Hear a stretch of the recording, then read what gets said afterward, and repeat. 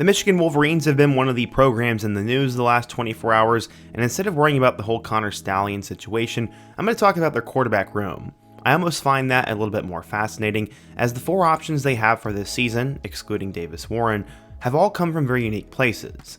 On one hand, you have one of the most hyped up recruits ever in Bryce Underwood. You have a guy who's been at 8 schools in 8 years in Jake Garcia. You have Mikey Keane, an underrated player who's now on his 3rd school. Then you have Jadyn Davis, who at one point his freshman year of high school was literally considered the #1 player in the nation and a 5-star recruit, but now has sort of gone under the radar completely and nobody talks about him. In today's video, we're going to continue my quarterback room spotlight series, as we're going to talk about the different options that the Michigan Wolverines have. We're obviously going to go through who they are, their backstories, and my thoughts on each and every one of them, and then I'll talk about who I think should win the job. But before we get started, if you're a big fan of college football, be sure to subscribe to the channel, leave a like if you support today's video, and let me know what player, team, topic, or situation I can cover next. Now let's get started and talk about Michigan's quarterback room. Also, before we get started, I want to give a quick shout out to Antoine Hill T10 for recommending this video. It was 4 months ago, but here we are. Alright, so our first guy is a guy I did a spotlight on a couple of weeks ago in a portal abuse video, and that is Jake Garcia. Back in the day, his dad played quarterback for the Nebraska Huskers, and he would pass his love on to his son Jake. They're originally from Whittier, California, and he began his high school career at Long Beach Poly. His coach left after his freshman year, which then caused him to leave as well. He then transferred to the Harbor City area of LA to play one more year, and as a junior, he would break out. He threw for 2,300 yards and 25 touchdowns and went 8-1. Unfortunately, the team was banned from the playoffs and had to forfeit all 9 of their games due to an ineligible player, so he transferred to La Habra High School in Orange County. Then everything hit in 2020, and he'd leave again. He'd already been at 3 schools, and his next move was the most unique. His parents would literally legally separate in order to be eligible by the Georgia High School Athletic Association, and they moved across the country to Valdosta High School to play for one of the most infamous programs. He threw for 300 yards in their first game, but then he was ruled ineligible by the Georgia High School Association for violating transfer rules. It's truly crazy. The parents literally legally separated for all this, and eventually he would transfer to Grayson High School where he was eligible. He ended up having 22 offers and was a 5-star recruit, and decided to commit to USC. The San Jose State Spartans were the first team to offer him, but he pledged to the other California school. This would come right after they lost Bryce Young, and at the time he was the number 14 player in the nation.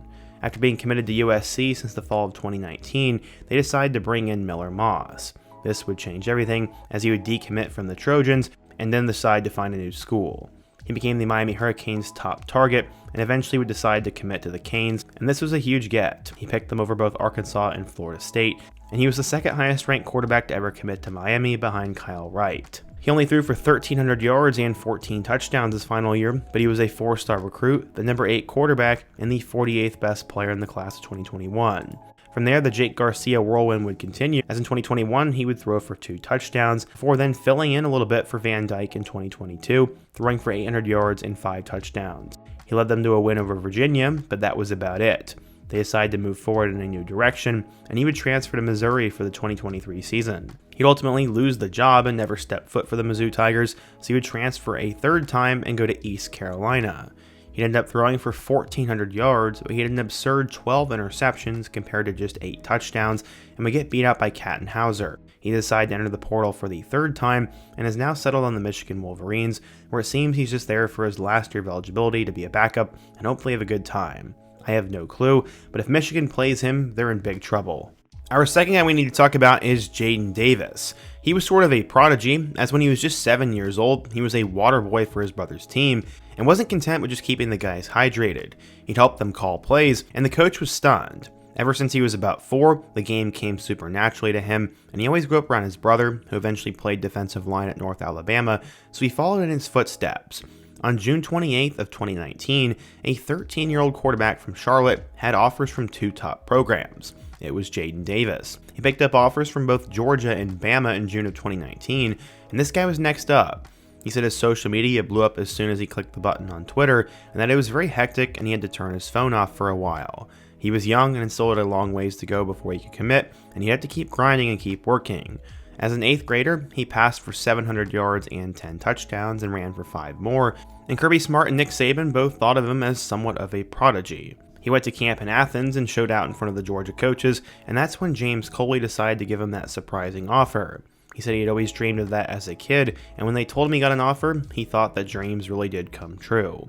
As a sophomore, he'd eventually throw for 1,732 yards and 14 touchdowns. From there, he was named the 24/7 Sports #1 player in the class of 2024 and had offers from Bama, Georgia, Ohio State, Penn State, and Oregon. He was the most sought-after guy in the country, and now he was training with former Duke star quarterback Anthony Boone. He said, quote, "I think he can go all the way to the NFL. He's that good of a player. He also has a strong head, and when he's out there, he's all about business." Sorry, I made a confusion. At first, he went to Catawba Ridge High School, and then he went to Providence Day for his junior year. In terms of how his junior season went, he threw for 3,425 yards and 43 total touchdowns. He was getting even better. After his special last 2 seasons, he was named the best player in the state of North Carolina. He became the first guy to win the state award more than once.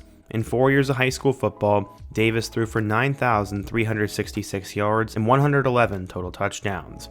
Where would he go?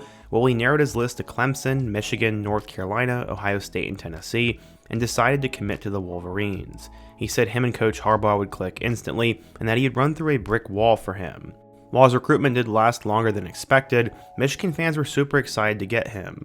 Unfortunately though, he said there was a lot of hate. As he said, quote, "Every time I threw an incompletion, someone screamed at me overrated. He was a huge deal, but for some unknown reason he dropped from a 5-star to a 4-star as he was ranked as the number 9 quarterback and the 111th best player in the class of 2024.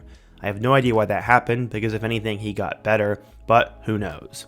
Davis was obviously a part of the class of 2024, but was around the team when they won a national championship. I'm not really sure what happened with Davis last season, but for some reason, despite terrible quarterback play, he never stepped foot on the field. Someone said that his parents didn't want him on the field because of burning his red shirt, but I don't know what to believe. Either way, Jadyn did not play last year for new head coach Sherrone Moore, and it looks like this season he's not really going to play either.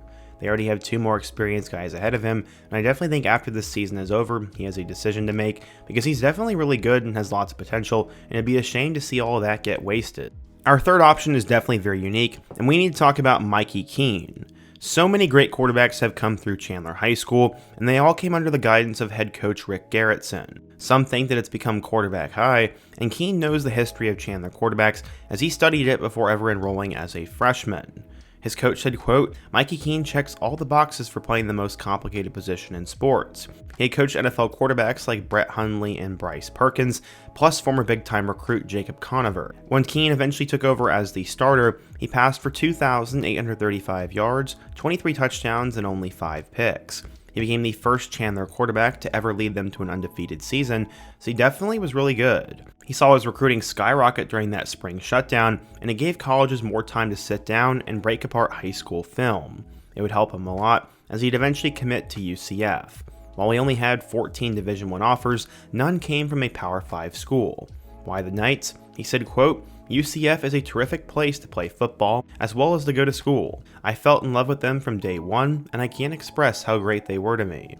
Yeah, I know UCF is a Power 4 school now, but at the time of him signing there in 2021, they were not. According to 24/7 Sports, Keane was the number 57 quarterback and the 819th best player in the class of 2021. He was an underrated gem who didn't have the same lure as some of the other Chandler quarterbacks, but he would end up making a name for himself. Keane would end up getting to UCF all the way back in 2021 and would actually play a bit. During his freshman season, he took over passing for 1,700 yards and 17 touchdowns, but unfortunately in 2022, he was replaced by John Rice Plumlee and only had about 600 yards and 6 touchdowns. It was an injury-plagued season for him, which was tough, which meant he would decide to transfer down to the Group of 5 level, going to play for Fresno State. In his first career game with the Bulldogs, he'd go on the road and beat Purdue, and he ended up throwing for 2,976 yards with 24 touchdowns. He became one of the best quarterbacks in the Mountain West and had a lot of hype for 2024.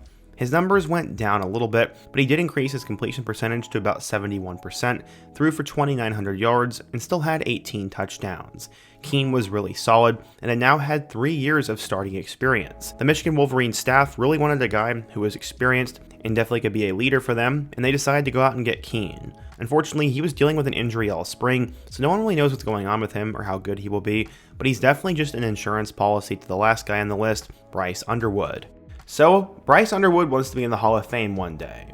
He's probably on his way at this point, and his inspiration comes from all angles. His dad at one time was a promising high school prospect, and he was supposed to go to Texas A&M until he didn't. He said, quote, "That's a conversation over a glass of whiskey and a cigar," Jaquan Underwood said. His dad had plenty of experience, and Bryce grew up playing youth football with a guy by the name of Dante Moore. He was a 5-star recruit and is supposed to take over for Oregon this year as a junior.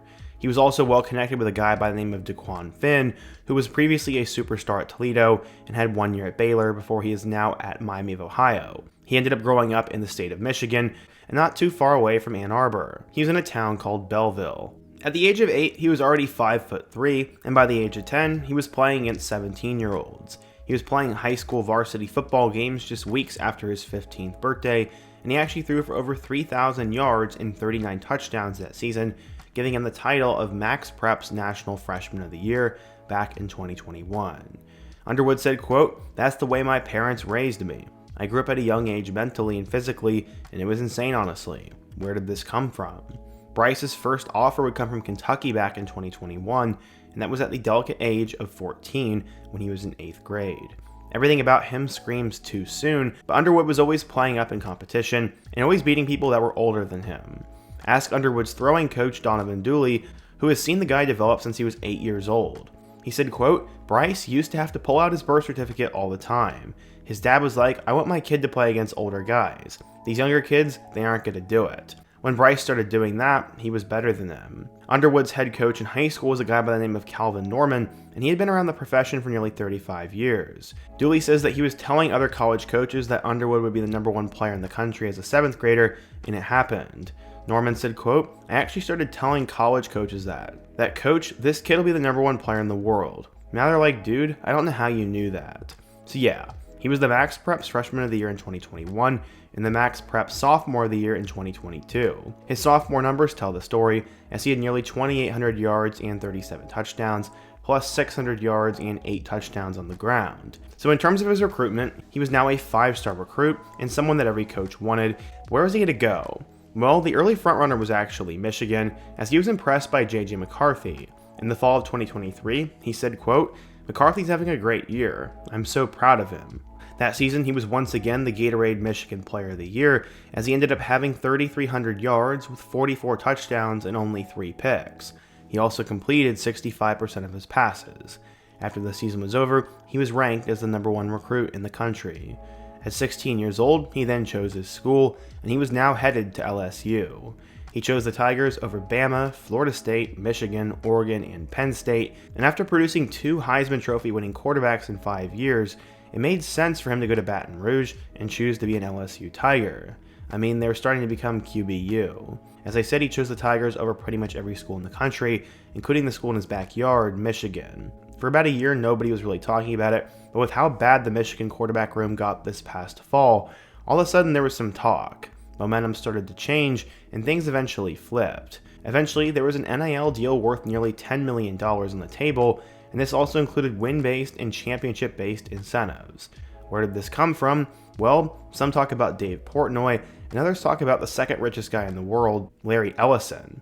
According to Forbes, Ellison is the co-founder of Oracle and boasts a net worth of $237 billion. Larry Ellison's wife was apparently a Michigan alum, and he decided to help out the Wolverines and try to get them back on the right track, especially at the quarterback spot. It reached such a crazy fervor by the end of October of 2024 that their quarterback signee, Carter Smith, who was a 4-star, had decided to decommit, and eventually he ended up at Wisconsin.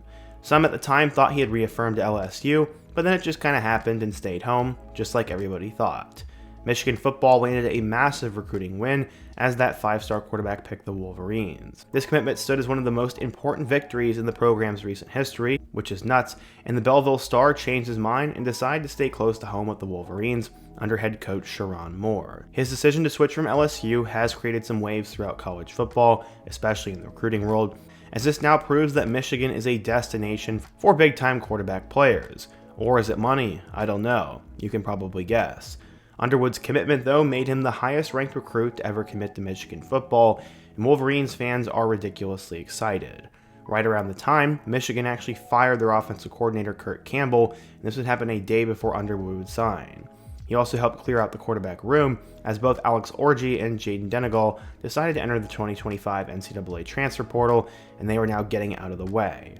I can't really say there's that much to say about Bryce Underwood though. He's been really good in practice, he's been good in fall camp, everybody's hyping him up, the coaching staff likes him, the players like him, the fans want him, and the media likes him. Right now on paper, he's the next big preseason thing, and he has all the potential in the world. We'll see how well he can actually do, and I think we'll find out a lot in week 2 against Oklahoma.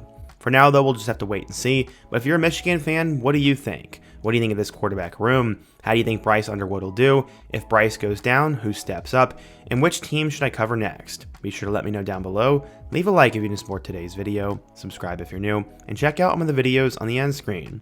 Hope to see you guys again soon, but until next time, peace.